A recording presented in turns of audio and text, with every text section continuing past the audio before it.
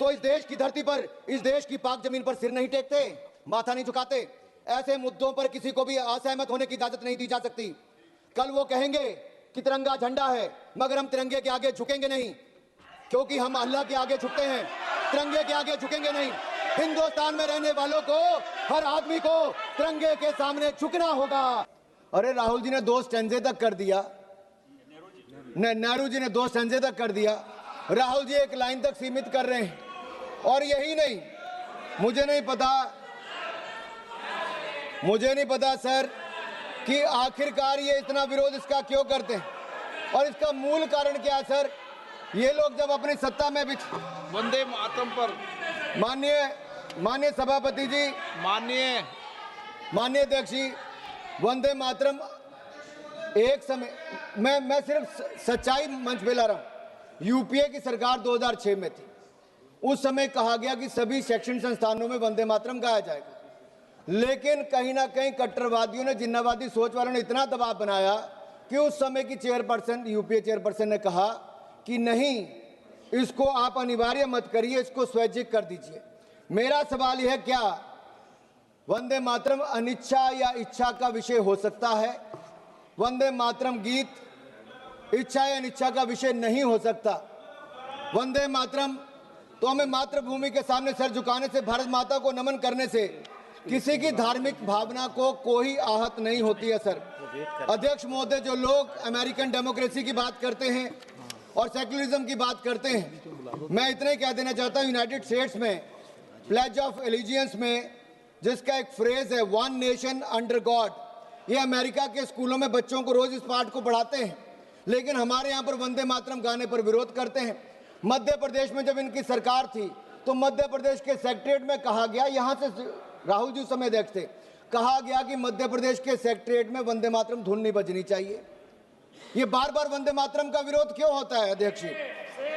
और यही नहीं, क्या 2009 में वोट बैंक की राजनीति के लिए उस समय के होम मिनिस्टर पी चिदम्बरम जी देवबंद में जमाते उलमा हिंद के 30th जनरल सेशन में गए, और पी चिदम्बरम जी जिस सेशन में गए, वंदे मातरम के विरोध में रेजोल्यूशन वहां पर पास हुआ। कांग्रेस पार्टी को इसका जवाब देना चाहिए कि एक नहीं, एक के बाद दूसरा सबने किया। सर बड़े मियां तो बड़े मियां, छोटे मियां सुभान अल्लाह।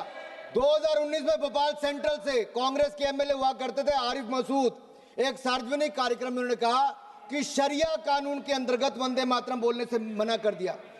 सर मैं पूछना चाहता हूं, क्या वंदे मातरम के गान पर रोक लगाना चाहिए? और यही नहीं, समाजवादी पार्टी के सांसद शफीकुर रहमान बर्क, जिन्होंने वंदे मातरम को इस्लाम विरोधी कह दिया। महाराष्ट्र में समाजवादी पार्टी के विधायक अबू आजमी ने वंदे मातरम का विरोध किया। समाजवादी के एक विधायक रईस शेख भिवंडी से महाराष्ट्र में इसका विरोध करते हैं।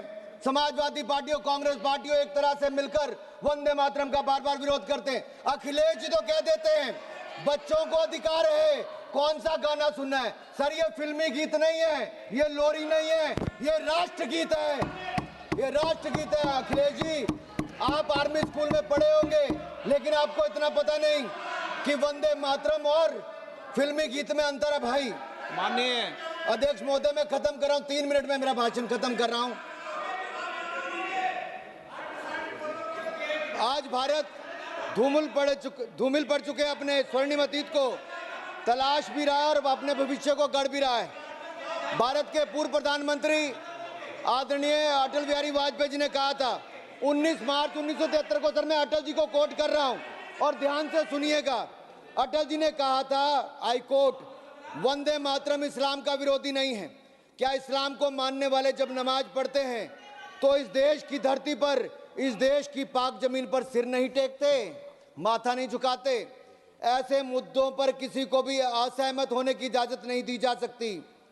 कल वो कहेंगे कि तिरंगा झंडा है, मगर हम तिरंगे के आगे झुकेंगे नहीं, क्योंकि हम अल्लाह के आगे झुकते हैं, तिरंगे के आगे झुकेंगे नहीं।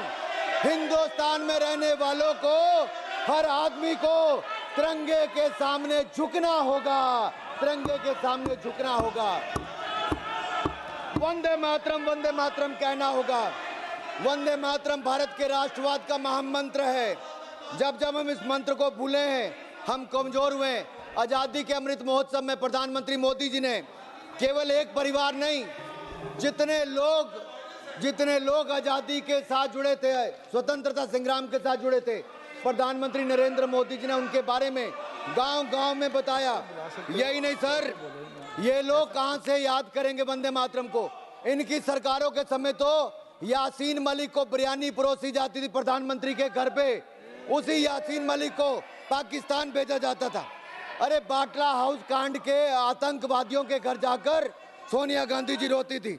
मैं यही नहीं, अध्यक्ष जी, मेरा एक आखिरी बात करके मैं अपनी बात को समाप्त कर रहा हूं, क्योंकि ये जरूरी इसलिए भी है सर, अगर नहीं पूछूंगा तो अधूरा रह जाएगा।